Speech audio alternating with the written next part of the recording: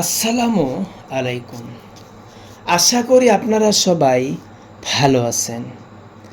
মানুষের জীবনের ভবিষ্যতে কি হবে তার ইঙ্গিত আল্লাহ পাক আমাদেরকে স্বপ্নের মাধ্যমে জানান। স্বপ্নের তাবির ভালো না হইলে অবশ্যই দান খয়রাত করবেন, কারণ দান খয়রাত করলে বালা মুসিবত দূর হয়। মানুষের স্বপ্নের কথা যোগ্য আলেমের কাছে বলা উচিত, স্বপ্নের কথা মূর্খ ফাসেক ও বালকের কাছে বলা উচিত নয়। রাত্রে সূর্যাস্তের সময় আজান শোনার সময় স্বপ্নের কথা বলা ঠিক নয়। আমরা কম বেশি সবাই স্বপ্ন দেখে থাকি। কেউ কেউ স্বপ্নকে অলিক কল্পনা বলে মনে ভাবে। স্বপ্ন হলো নবুয়তের 46 ভাগের এক ভাগ। কিয়ামতের আগে মুমিন ব্যক্তির স্বপ্ন সত্যি হবে।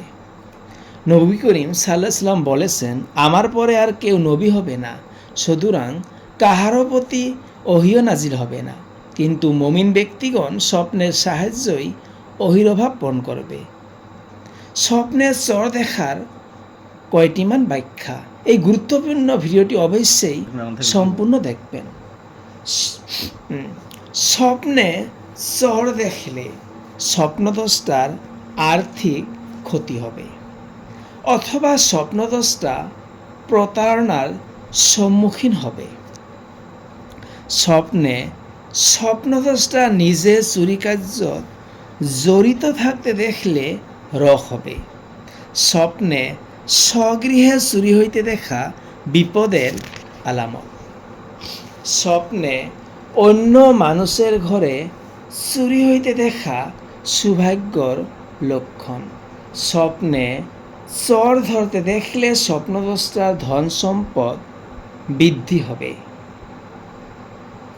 স্বপ্নে স্বপ্নদ্রষ্টার চুরি করার খুব ইচ্ছা থাকা সত্ত্বেও শেষ পর্যায়ে চুরি করার সিদ্ধান্ত বদলাইতে দেখলে স্বপ্নদ্রষ্টা অসুস্থতার পর সুস্থতা লাভ করবে।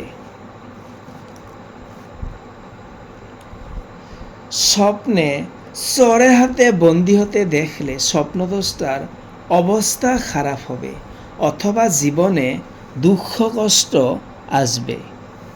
স্বপ্নে চোর রাস্তা বন্ধ করে দিতে দেখলে স্বপ্নদ্রষ্টা দুঃখ কষ্টে পতিত হবে। স্বপ্নের যে কোনো তাবিজ জানতে চাইলে অবশ্যই কমেন্ট করবেন। ভিডিওটি এইখানেই। আল্লাহ হাফেজ।